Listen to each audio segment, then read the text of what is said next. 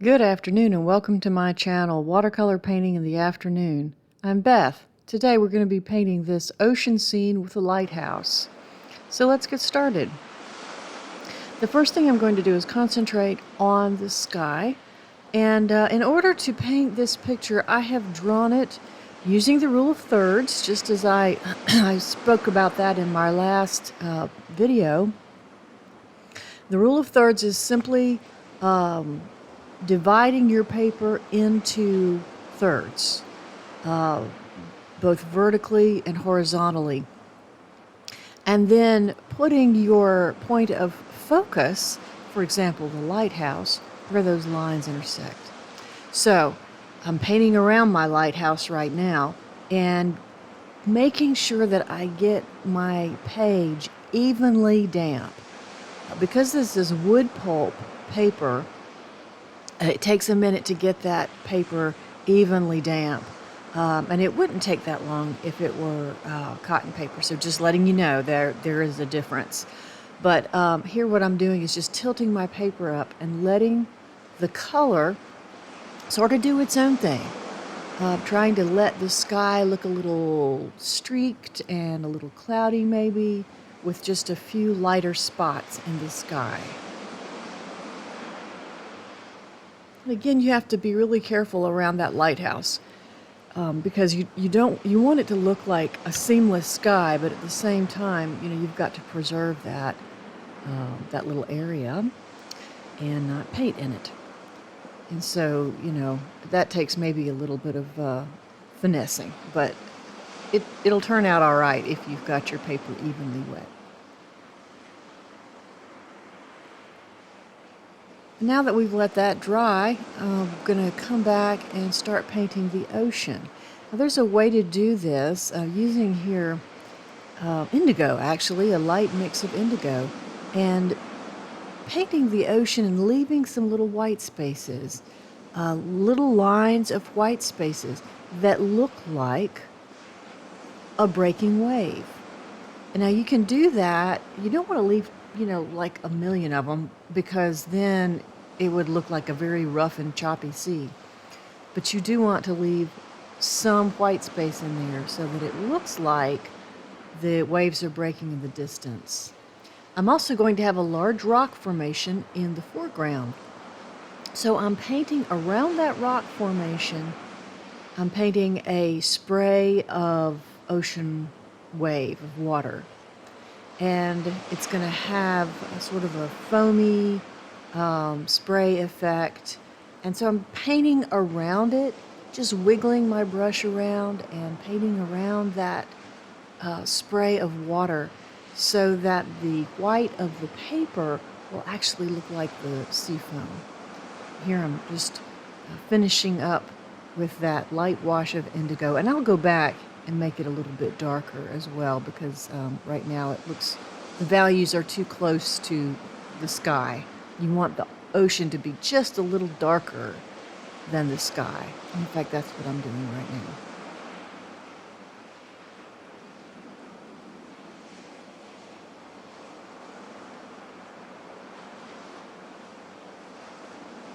Getting all those little places in, making sure that it looks watery and not completely and totally even. Since we're talking about the ocean, it's not a still body of water. Now here, this is how we make the foam and the splash. Frankly, I wish that I had made the splash higher and not in such a straight line like that. But I will go back and fix that with some white gouache, or fix some of it as much as I can. But you're going to paint little lacy areas and lines around the foam so that it looks like you're seeing the ocean through the foam. And that's going to create an effect of water droplets. So it's a pretty cool and easy way to do a spray of water, to paint a spray of water. Getting the edge of the water right here. You want a little, excuse me, you want a little dark mark there. You want it to look like a shadow.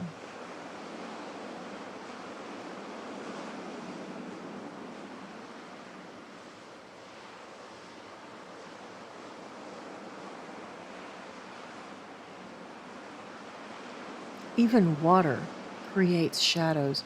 It'll create a shadow on the sand, um, wherever the waves are spilling over the sand, you'll have a shadow where the water meets the land. Here I'm working on the rocks, and the rocks are just sort of a work in progress. You started out with, I believe I'm using Payne's gray for this, and you started out filling in the gray, and you don't want to fill it in too smoothly. It needs to have kind of a rough effect. And then I took my palette knife and just kind of roughed up the paper a little bit with my palette knife. That wasn't enough. I had to go back and put more color in and make it darker. But, you know, like I said, a rock is kind of a work in progress. You paint on it, you let it dry a little bit, you go back and you add maybe highlights, maybe you scrape out those highlights as soon as it's just barely damp, and then you add some shadows, and you want to make that rock kind of pop out at you. So thinking about where your light source is, you're going to scrape out your shadows and then, scrape out your highlights and then paint in your shadows.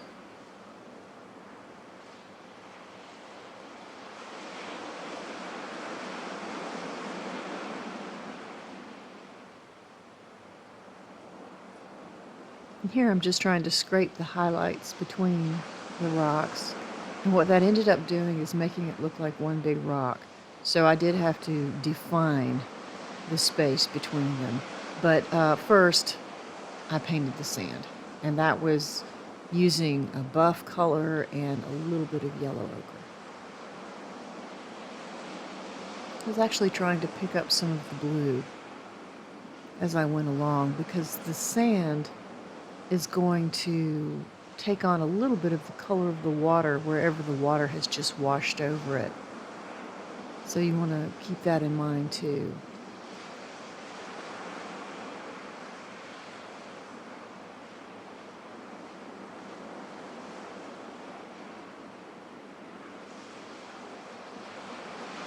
And now we're going for the big main rock off to the right, and you can kind of see the shadow of the lighthouse back there. It's on the other side of the rock, so you don't see the complete lighthouse. You just see the part of it that's sticking up on the other side. And here I am. I noticed at this point that both of the rocks looked very much like the same big rock. So I was trying to, you know, delineate between the two. And then using a little bit of a splatter effect with white gouache so that I could bring that splash up a little bit into the picture. If I had to do it again, I would make that splash bigger.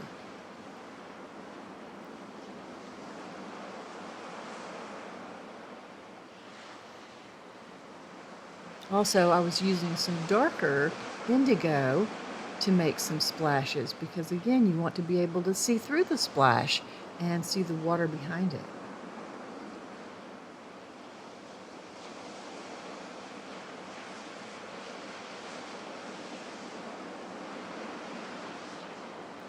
Now for the lighthouse itself, using a very small brush and some Payne's gray, I started just painting the outlines of the top part of the lighthouse where the light shines through, and then the stripes on the lighthouse.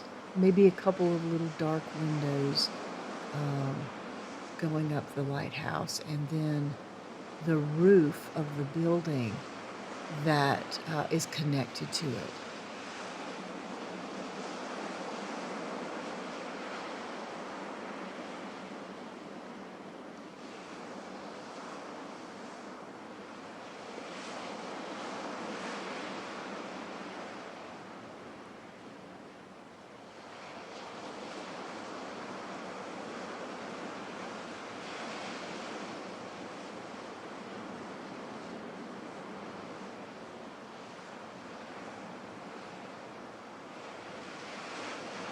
Just continuing to rough up that rock and make it as textured as I can, both with brushes and with splattering and all kinds of stuff. So We just have to keep working on those rocks. Like I said, it's just a work in progress. You keep working on them until they look the way you want them to.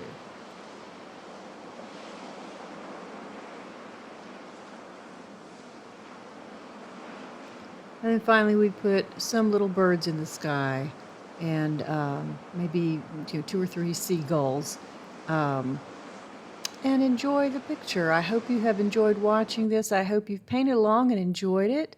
And don't forget to like and subscribe. Thanks for watching.